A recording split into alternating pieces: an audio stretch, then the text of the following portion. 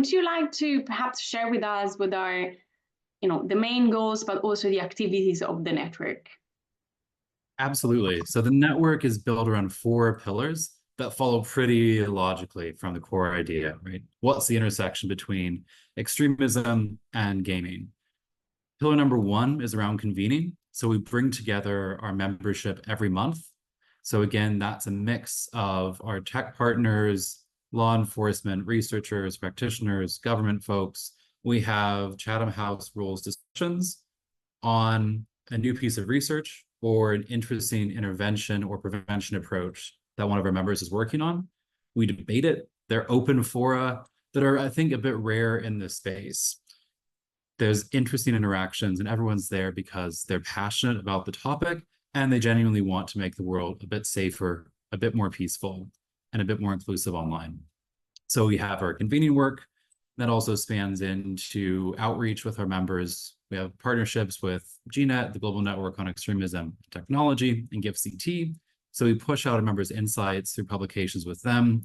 And we also try to work on broader level outreach and convening at conferences and at individual briefings. So that's the convening side. Then that spills into our research pillar, which is exactly what it sounds like. We set out a research agenda 4 years ago on trying to understand the prevalence of extremism and terrorist exploits across gaming platforms, as well as how that varies across geographies, ideologies, and so on. We've come a long way in answering that core research question, but lots more questions that kind of span from that space. So we work to try to collaborate and come up with research that is non-duplicative. A huge problem in the PCVE and terrorism research space more broadly is people running at the same question, not trying to actually do so in a scientific way, right? But just working on the exact same question in the same way without collaborating. So what we try to do on the research side is say, how do we get people to work together on complementary questions? And so that comes both through our collaborative effort to come up with research agendas and set them. And then we also deliver research projects as the EGRN.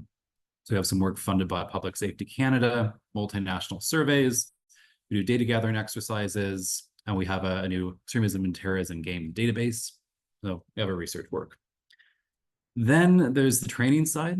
So we do trainings for tech platforms, for trust and safety teams, for law enforcement, for regulators, and for policymakers on this issue set. That goes anywhere from 15 minutes to multi-day trainings. And then lastly, we do advising and prevention work.